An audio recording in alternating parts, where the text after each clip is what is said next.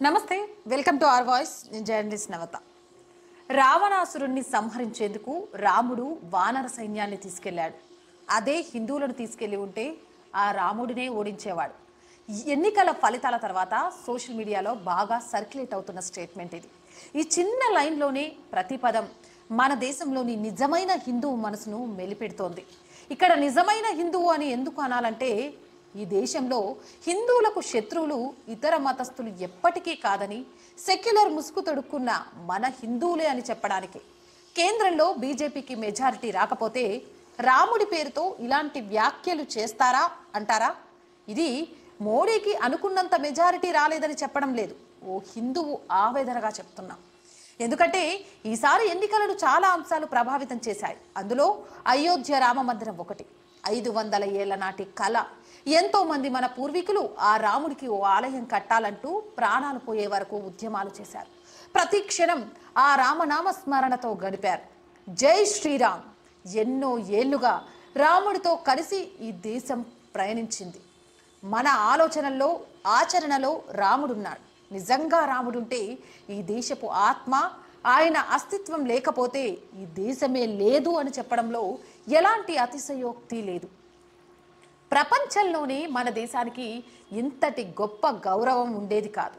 ఒక హిందువుగా మన ఉనికి ప్రశ్నగా కనిపించేది కాదు. ఇదంతా రాముడి వల్ల మాత్రమే సాధ్యమైంది.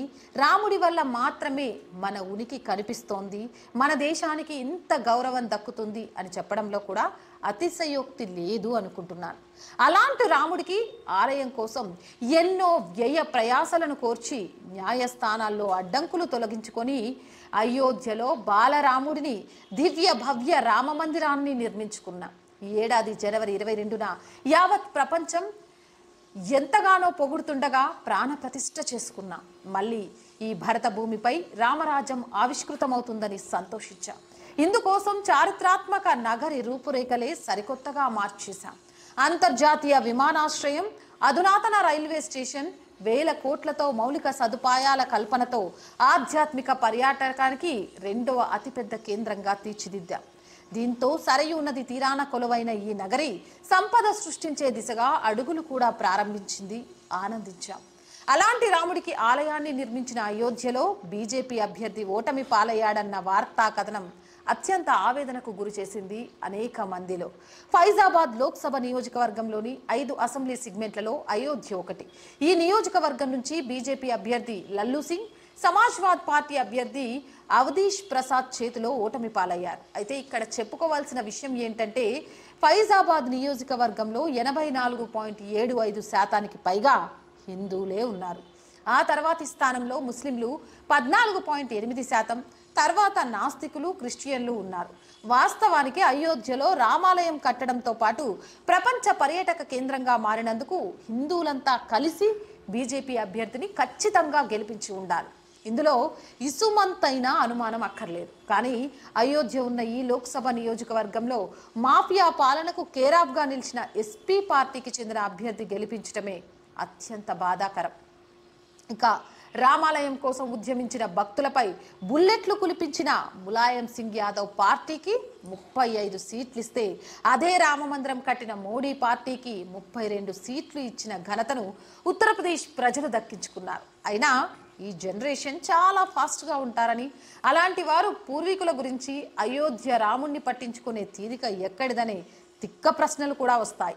వాస్తవానికి పూర్వీకుల కోరిక మేరకే మేమెందుకు పట్టించుకోవాలనే ఆలోచన ఎప్పుడూ చేయకూడదు. వారిచ్చిన భవిష్యత్తే మనం అనుభవిస్తున్నాం.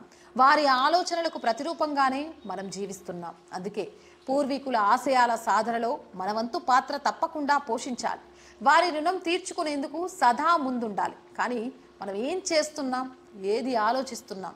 వారసత్వ సంపదను చట్టబద్ధం చేయాలన్న వారిని, శత్రు దేశాన్ని చూసి భయపడాలన్న సంకుచిత మనస్కుల కలవారిని నెత్తిన పెట్టుకుంటున్నాం. రోడ్లు బాగా ఉంటే ఏంటి, ఎయిర్పోర్టులు వస్తే ఏంటి, అయోధ్యలో రామాలయం కడితే ఏంటి, ఏ ప్రభుత్వం వచ్చినా ఏం చేసినా నా చేతికి ఏమొస్తుంది, నా ఇంట్లోకి వచ్చేదెంత అనే బాపతో ఆలోచనలు చేసే వారితోనే కులాల వారిగా విడిపోయిన మూర్ఖపు హిందువులతోనే ఈ దేశం నిండిపోయి చాలా కాలమైంది. ఇలాంటి స్వార్థ ప్రజల నుంచి పుట్టే నాయకుడు కూడా అవినీతి పరుడే, స్వార్థపరుడే అయి ఉంటాడనడంలో ఎలాంటి అతిశయోక్తి, సందేహం అసలు ఉండకూడదు. మొత్తానికి రాముడు గెలిచినా, హిందువులు గెలిచినా రాముణ్ణి ఓడించారా? ఓడినంత మాత్రాన రాముడు రామరాజ్య స్థాపనను వద్దనుకుంటాడా? అసలు ఈ ఫలితాల వెనుక మర్మం ఏంటి అనుకుంటున్నారు? కామెంట్ సెక్షన్లో పెట్టేయండి. మోర్ వీడియోస్ కోసం మన ఛానల్ని వెంటనే సబ్స్క్రైబ్ చేయండి. ఈ వీడియో నచ్చిందా? లైక్ చేయండి, షేర్ చేయండి. ఛానల్ చాలామంది చూస్తున్నారు, ఆదరిస్తున్నారు, సబ్స్క్రైబ్ చేయడం మర్చిపోతున్నారు.